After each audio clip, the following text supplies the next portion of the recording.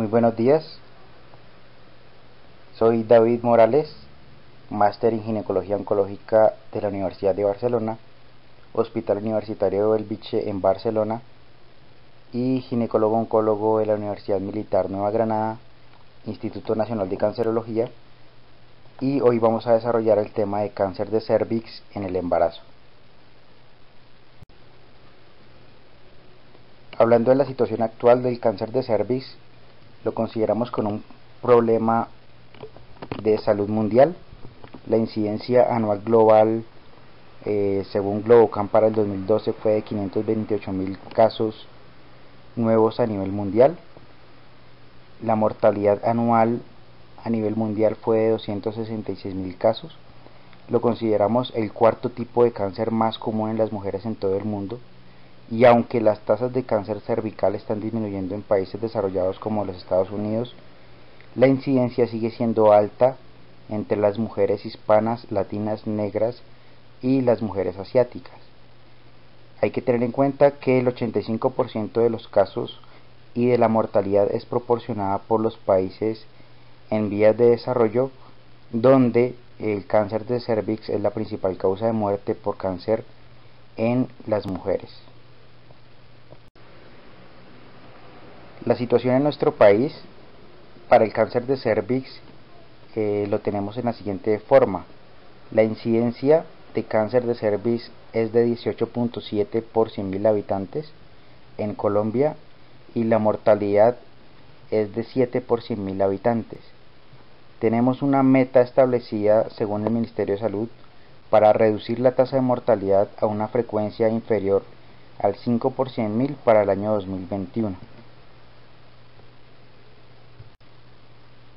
También dentro de la situación existe un grave problema en cuanto al diagnóstico de cáncer de cervix en la mujer, especialmente en la mujer joven, ya que la capacidad productiva de la mujer va a caer. Muchas de ellas van a tener pérdida laboral secundaria a su patología. Varias mujeres van a ser madres solteras en las cuales la situación económica y social del país no va a ser muy favorable para poder llevar un completo control de su enfermedad, y el impacto psicológico en relación a su bienestar, tanto el bienestar sexual como el bienestar físico, va a ser alterado, y van a ser mujeres que viven en completa ansiedad por la recurrencia que puede tener la enfermedad dentro de algunos años si es que se llega a presentar. La situación para la mujer embarazada es la siguiente. La tasa de cáncer cervical es aproximadamente de 1 a 12 por cada 10.000 embarazos. Eso equivale aproximadamente a un 0.05 a 0.1% de la tasa de cáncer cervical.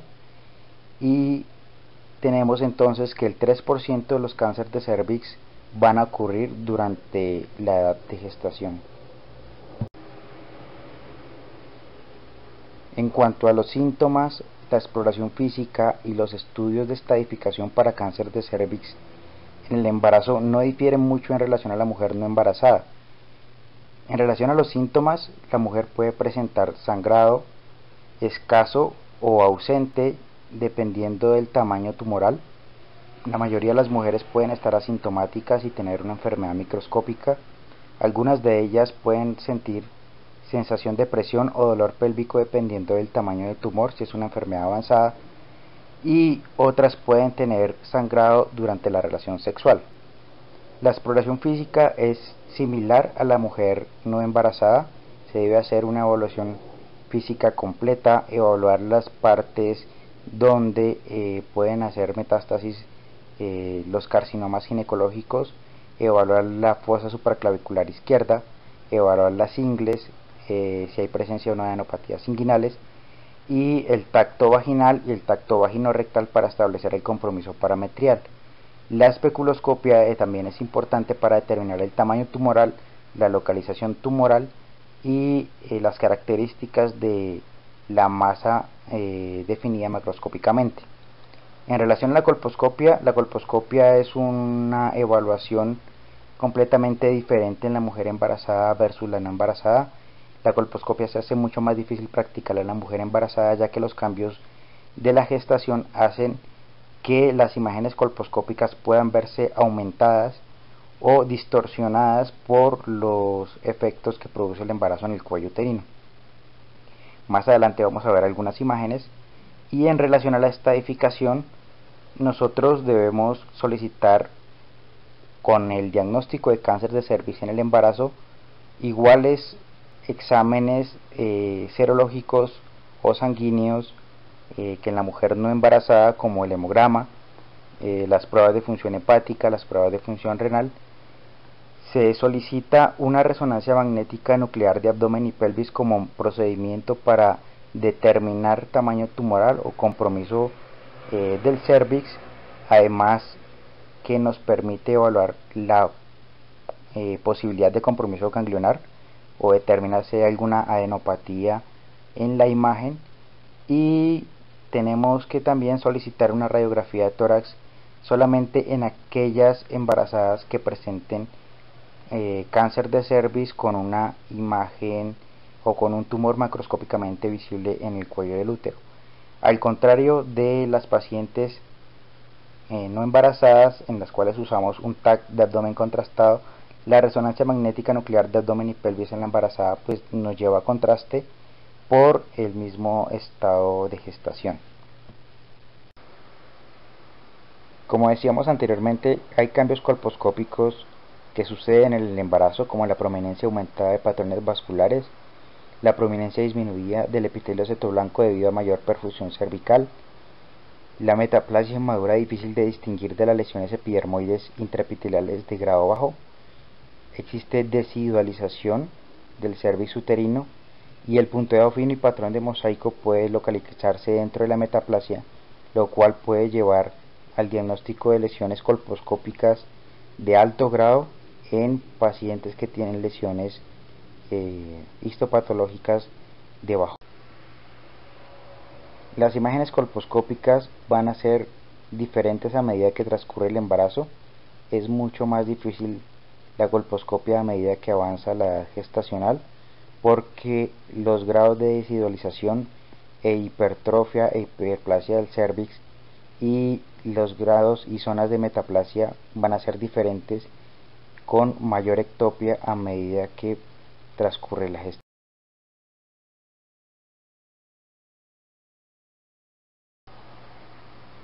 Es así como al final del embarazo o en el tercer trimestre, la hiperplasia y la hipertrofia glandular es mucho más pronunciada en toda la parte del exocervix, y básicamente solo vemos la parte glandular y la zona de transformación completamente abierta y expuesta, con diferentes grados de desidualización.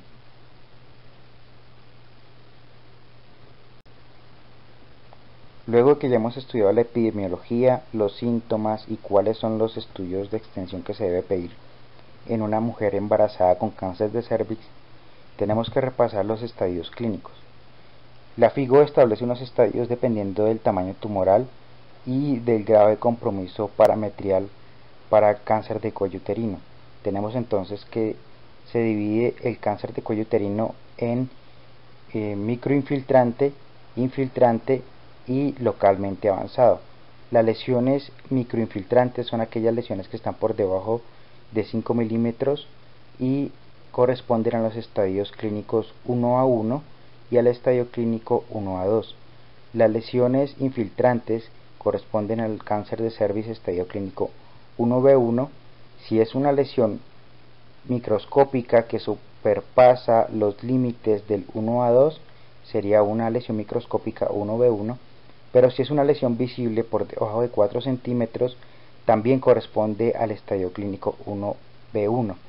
Si la lesión es visible y es mayor a 4 centímetros, corresponde a una estadificación 1B2, y si la lesión, además de comprometer el cuello uterino, compromete el tercio superior o menos del 50% de la vagina, correspondería a una lesión estadio FIGO 2A. El 2A también se divide en 2A1 en aquella lesión con compromiso vaginal menor de 4 centímetros, y el 2A2 con aquella lesión con compromiso vaginal mayor a 4 centímetros. Y también tenemos el estadio clínico 2B, en el cual existe compromiso del parametrio sin llegar a la pared pélvica, la infiltración por el tumor. Aquí tenemos una tabla comparativa en la cual evaluamos el porcentaje en que se presenta el cáncer de cervix en las mujeres embarazadas en comparación con las mujeres no embarazadas por estadios clínicos. Tenemos entonces que los estadios clínicos 1 y 2 son los estadios con mayor frecuencia en la cual se presentan en las mujeres embarazadas, teniendo al estadio clínico 1 con un porcentaje en 70-80% de presentación en la mujer embarazada, en comparación con 42% en la mujer no embarazada, y para estadios clínicos 2, 11 a 20% en la mujer embarazada en comparación con 35% en la mujer no embarazada. Así que como mayor conclusión tenemos que en el embarazo la mayoría de los diagnósticos se van a hacer en estadios clínicos 1. Dentro del enfoque de manejo tenemos que considerar diferentes factores en las mujeres con cáncer de cervix y embarazo. El primero es el estadio, determinado por el examen físico y el estudio imagenológico. Segundo es la viabilidad fetal al momento del diagnóstico. Tenemos que establecer si el feto es viable o no es viable para determinar una conducta a seguir en el embarazo. Y el trimestre en el cual se encuentra o la edad gestacional en la cual se hace el diagnóstico de cáncer de cervix en el embarazo. El otro factor es si la mujer desea o no preservar el embarazo. Ya está en todo su derecho, ya que tiene una enfermedad que afecta su vida y su pronóstico. Entonces ella debe considerar y pensar muy bien junto con su pareja y asesorada por un grupo multidisciplinario de médicos expertos si desea o no preservar el embarazo. Y el otro factor a considerar está relacionado con la fertilidad, ya que una mujer puede no preservar un embarazo dependiendo del estadio clínico, pero sí desear preservar su fertilidad para futura gestación. El compromiso ganglionar es un factor pronóstico en cáncer de cuello uterino en mujeres embarazadas y en mujeres no embarazadas. Además, en las mujeres embarazadas, el determinar el estado nodal puede establecer conductas en cuanto a si se sigue o no se sigue con la gestación. La estadificación nodal se puede realizar por linfadenectomía, por vía laparoscópica, si la gestación está por debajo de las 20 a 22 semanas, o establecer si existe o no compromiso nodal por el medio de imagen de resonancia magnética nuclear, teniendo en cuenta que la resonancia magnética nuclear tiene un valor predictivo negativo de 95% para invasión parametrial, 96% para invasión vaginal y un 93% de compromiso nodal. Así que existe una tasa o un porcentaje no despreciable de falsos negativos que van a ser no diagnosticados por imagen de resonancia magnética nuclear.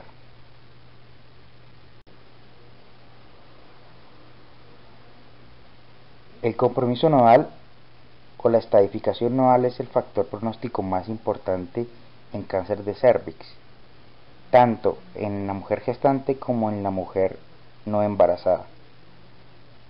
Nosotros podemos encontrar ganglios positivos en cáncer de cuello uterino hasta en el 20% en estadios tempranos. Y si el ganglio que se establezca como positivo es de localización paraórtica, podemos determinar que la supervivencia global se va a ir en detrimento en relación a que una mujer, por ejemplo, con cáncer de cervix estadio 1B, en la cual la supervivencia con tratamiento puede llegar a ser un 85% a 5 años, puede caer esa supervivencia hasta un 35 a 50% a 5 años si presenta compromiso ganglionar paraórtico. Cuando la terapia del cáncer se debe posponer, la exclusión de metástasis ganglionar constituye un parámetro crucial para el pronóstico materno. Si el ganglio linfático llega a ser positivo, el tratamiento oncológico estándar debe aplicarse de inmediato y el embarazo se debe suspender o interrumpir o evacuar. Ante la ausencia de metástasis ganglionar, la terapia de cáncer se puede posponer en pro de lograr maduración pulmonar fetal y un mejor pronóstico para el feto. Podemos encontrar reportados en la literatura diferentes flujogramas de manejo en las pacientes con cáncer de cervix y embarazo, pero cada caso se debe individualizar y ser tomada la decisión en una junta médica. En general podemos considerar que las pacientes con carcinoma de cervix in situ deben continuar su gestación hasta terminar el embarazo y después ser llevada esa paciente a una conización terapéutica. Si las pacientes tienen un cáncer de cervix estadio 1A1 en una gestación, se debe evaluar si la gestación es previable o es viable. Si la gestación es previable, las conductas van a ser similares a las pacientes no embarazadas, es decir, se debe evacuar la gestación vía quirúrgica y se debe someter a esa paciente, si desea la fertilidad, a una conización terapéutica, y si la paciente ya tiene fertilidad satisfecha, la conducta es una histerectomía extrafacial, dependiendo de la edad gestacional, con fetus in situ. Si la paciente tiene un embarazo viable y una paciente con un carcinoma estadio 1A1 desea futura fertilidad, la conducta puede ser la conización, y si la paciente no desea la fertilidad, la histerectomía simple es la conducta luego de la evacuación vía del parto por cesárea. En los estadios 1A2 y 1B1 en embarazos previables, si la paciente no desea continuar con el embarazo o la condición fetal no lo permite, la histerectomía radical con fetus in situ es una conducta a tomar. En pacientes con estadios 1A2 y 1B1 en fetos viables, generalmente diagnosticados en el segundo trimestre en su sección tardía, las pacientes pueden considerar en seguir con la gestación y recibir quimioterapia neoadyuvante como manejo en pro de lograr una maduración pulmonar fetal antes de realizar la evacuación del embarazo. Siempre la evacuación del embarazo va a ser por vía cesárea, y la cirugía complementaria para el manejo definitivo del cáncer de cuello uterino debe realizarse inmediatamente en la cesárea o posteriormente a la evacuación del embarazo. Unas semanas posteriores se realizará la cirugía, que concluirá pues en la histerectomía radical más la linfadenectomía pélvica, más o menos biopsia paraórtica inframesentérica. Si la paciente en la pieza quirúrgica presenta factores de riesgo que ameriten adyuvancia, pues entonces la paciente irá, sí o no, dependiendo de los factores, a un manejo adyuvante con quimiorradiación.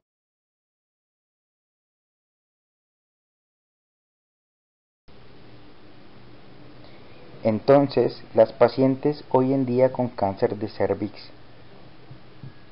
que se diagnostiquen en el segundo trimestre tardío, o sea, en la viabilidad fetal, con generalmente estadios 1B o estadios 2, pueden decidir continuar con la gestación en pro de lograr una maduración pulmonar fetal para la evacuación fetal por vía cesárea. Y esas pacientes son candidatas a recibir entonces neoadyuvancia con quimioterapia. ¿Qué es neoadyuvancia? Pues es la primera intervención que se realiza antes del manejo definitivo. En este caso va a ser quimioterapia. ¿Cuáles son los objetivos de la neoadyuvancia en cáncer de cervix y embarazo? Primero, reducir el volumen del tumor. Segundo, control de la enfermedad micrometastásica a nivel ganglionar y parametrial. Tercero, permitir la maduración pulmonar fetal. Y cuarto, las tasas de respuesta que se logran con márgenes quirúrgicos libres y tasas de respuestas parciales o completas están alrededor de un 40 o un 50% en las mujeres con cáncer de cervix que reciben neoadyuvancia con cisplatino o quimioterapia combinada cisplatino-paclitaxel. Es de aclarar que aunque la quimioterapia neoadyuvante en cáncer de cuello uterino es una conducta que se puede realizar, aún se considera como una conducta experimental y que debe ser tomada la decisión bajo un consenso médico, ya que no existen estudios prospectivos randomizados, sino series de casos y reportes de casos en los cuales se ha establecido quimioterapia neoadyuvante y se ha implantado quimioterapia en la mujer con cáncer de cervix y embarazo que desea continuar la gestación con un feto viable. Las ventajas es que además disminuye el volumen tumoral permitiendo la realización de cirugías no consideradas técnicamente posibles antes de la administración e incrementa la posibilidad de tener márgenes libres de tumor y controla la enfermedad micrometastásica, esto como consideraciones para cáncer de cervix en general.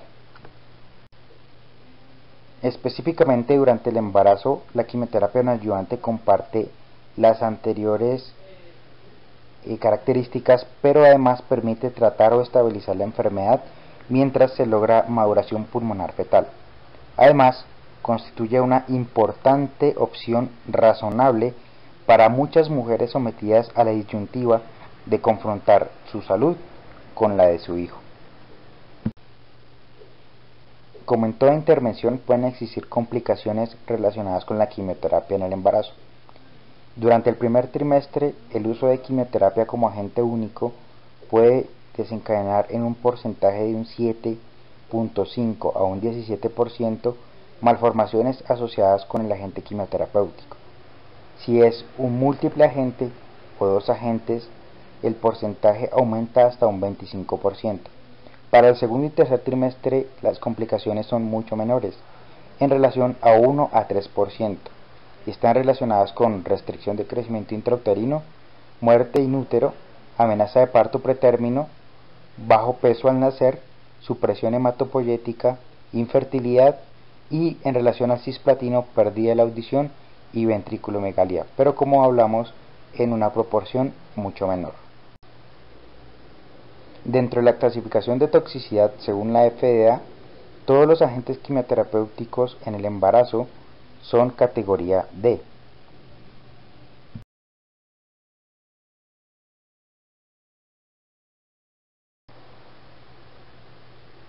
Es también cierto que los niveles de concentración del agente quimioterapéutico son menores tanto a nivel de cordón umbilical como a nivel de líquido amniótico en comparación con los niveles séricos maternos.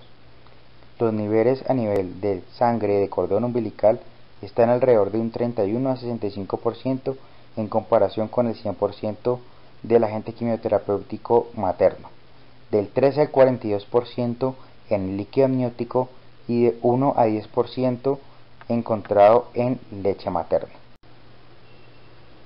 En esta diapositiva se resumen todos los estudios reportados de quimioterapia neoadyuvante en mujeres con cáncer de cervix diagnosticado durante el embarazo. Vemos estudios desde 1996 hasta la fecha actual. La edad promedio de las embarazadas alrededor de los 30 a 35 años y como hablamos en una anterior ocasión, el estadio FIGO está en su mayoría representado por estadios clínicos 1B. Casi un 90% van a ser carcinomas escamocelulares y la edad gestacional al diagnóstico es en su mayor proporción en el segundo trimestre con edades que van desde los 19 semanas de embarazo, 16 semanas de gestación hasta 26 semanas de gestación. Los agentes quimioterápicos neoadyuvantes usados siempre van en combinación con cisplatino. Anteriormente se utilizaba más que todo cisplatino y vincristina y actualmente se usa cisplatino como monoagente o en su asociación con paclitaxel. El estado fetal y el resultado fetal a la evacuación por cesárea en todos han sido fetos normales con pesos establecidos desde los 2.500 hasta 2.990 gramos, y en su mayoría las mujeres no tienen evidencia de la enfermedad durante el seguimiento, y la recaída está en relación con lo esperado para la edad para el estadio clínico tumoral.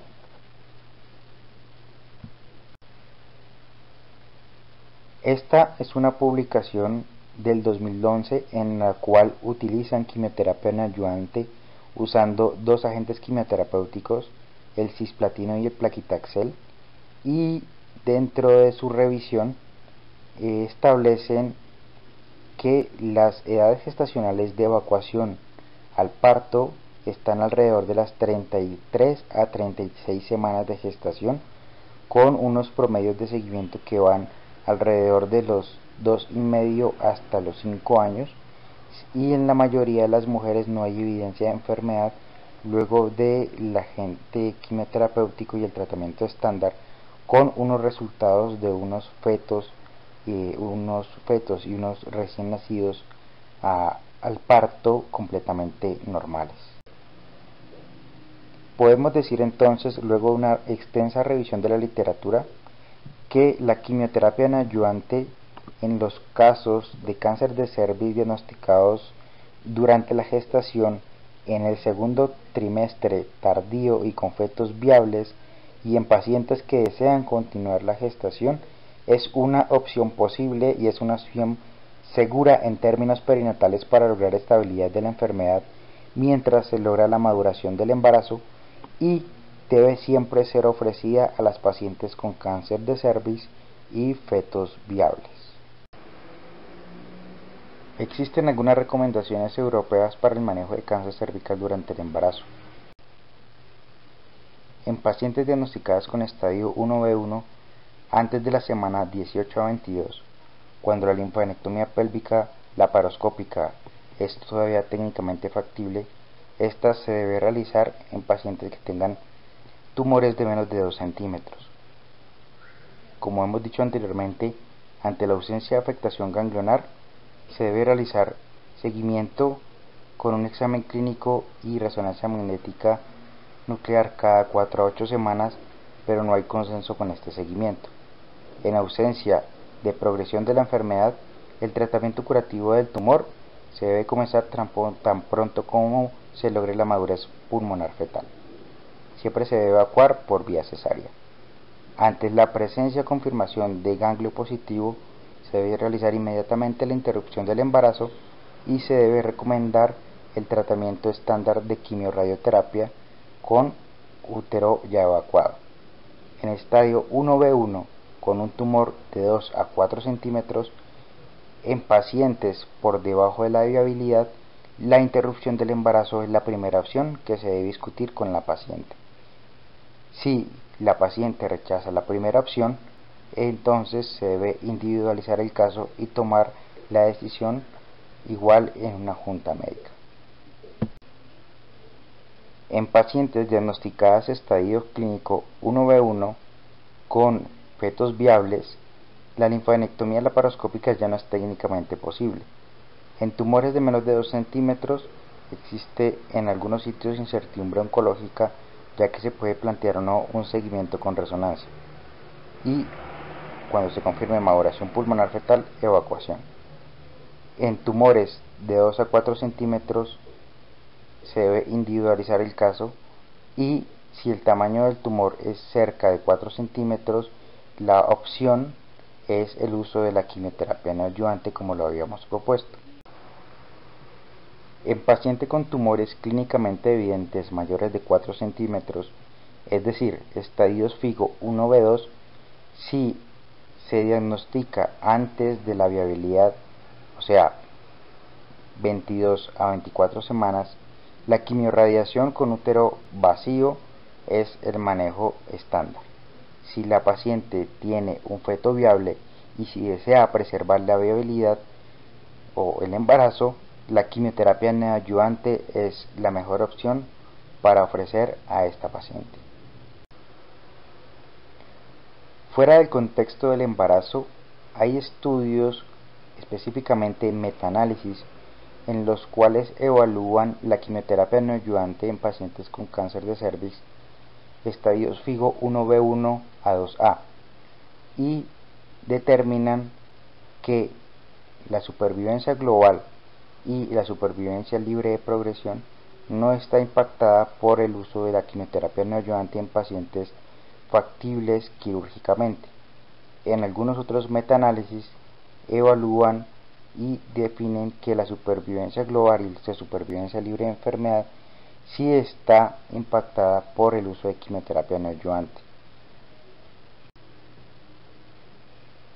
Aunque es cierto que con el uso de la quimioterapia neoadyuvante pueden obtenerse en mayor proporción márgenes quirúrgicos libres, la NCCN recomienda que fuera de un ensayo clínico no se debe usar la quimioterapia neoadyuvante. Luego del año 2000, la quimioterapia neoadyuvante empezó a usarse en combinación con paclitaxel. Se ha determinado que con el uso de la quimioterapia combinada de platino y taxano, las tasas de respuesta parciales son ahora mayores en comparación con las anteriores evidenciadas con el uso exclusivo de cisplatino.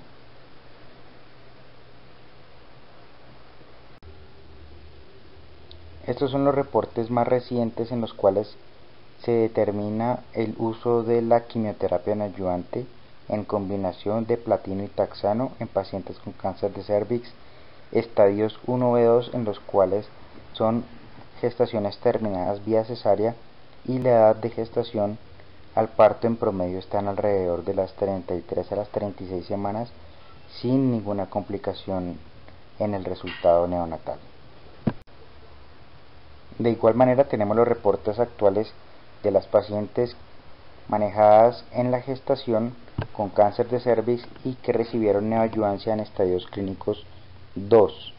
La mayoría de ellas fueron evacuadas alrededor de la semana 34-35 por vía cesárea sin ninguna complicación neonatal. Este es un esquema en el cual se resume el manejo de cáncer de cervix durante el embarazo. Se describen unas recomendaciones generales, dentro de ellas se encuentran el no uso de la quimioterapia en el primer trimestre de la gestación, la conización o manejo conservador hasta el parto para pacientes que tengan volúmenes tumorales pequeños, estadio clínico 1A2 o 1B1, indicación de esto sería tumores microscópicos, la no realización de la linfadenectomía pélvica, obviamente por razones técnicas después de la semana 24, y el uso de la quimioterapia neoadyuvante en pacientes con fetos viables y tumores clínicamente evidentes, la cesárea como método de evacuación para las pacientes con cáncer de cervix con quimioterapia neoadyuvante y posterior histerectomía radical, la detención o terminación del embarazo en pacientes con fetos no viables en tumores clínicamente evidentes y en su mayoría mayores o iguales a 4 centímetros en pacientes por debajo de la viabilidad de 24 semanas, y el uso de la linfadenectomía en mujeres que tengan gestaciones de segundo trimestre temprano que no acepten la interrupción del embarazo en tumores clínicamente evidentes y en los cuales se pueda realizar una linfadenectomía pélvica para poder lograr tomar una mejor decisión en una junta multidisciplinaria. Ya finalizando nuestro tema, tenemos unas premisas para recordar en relación a cáncer de cervix y embarazo. La primera, el cáncer cervical es la neoplasia maligna ginecológica diagnosticada con mayor frecuencia en mujeres embarazadas. La mayoría de las mujeres tienen enfermedad en estadio FIGO 1. El cáncer cervical invasivo durante el embarazo crea un dilema clínico y requiere una atención multidisciplinaria. Otra premisa está en relación a que las mujeres deben tomar la difícil decisión, ya sea de retrasar el tratamiento hasta la madurez documentada del feto o someterse a un tratamiento inmediato basado en su estadio de la enfermedad, y las mujeres que retrasan el tratamiento hasta la madurez del feto deben tener a sus hijos siempre por vía cesárea. Para finalizar nuestra charla tenemos las siguientes conclusiones en relación a nuestro tema. La primera, que no debemos o no se debe usar quimioterapia neoadyuvante durante el primer trimestre de gestación. Los agentes quimioterápicos como neoadyuvancia son seguros en segundo y tercer trimestre. Tercero, el cáncer de cervix por encima de las 24 semanas debe ser siempre evaluado en el contexto de la viabilidad fetal y debe ser una opción sugerida y recomendada o planteada a las mujeres con cáncer de cervix y embarazo. Cuarto, la linfadenectomía pélvica siempre debe ser realizada antes de las 22 semanas. Quinto, se debe llevar a cabo mínimo 2 y máximo 4 ciclos de quimioterapia antes de la terminación del embarazo. Sexto, no administrar 3 semanas antes del parto la quimioterapia debido al impacto que tiene en la hematopoiesis tanto materna como fetal y así disminuir las complicaciones maternas y fetales al nacimiento. O sea que se debe esperar mínimo 3 semanas antes del parto de la cesárea. Y séptimo, cambios fisiológicos maternos pueden alterar el metabolismo y distribución y eficacia de los agentes de quimioterapia. Y octavo, la cesárea siempre debe ser realizada en un sitio que tenga una unidad especial neonatal para el cuidado y seguimiento del neonato. Gracias, muy amables.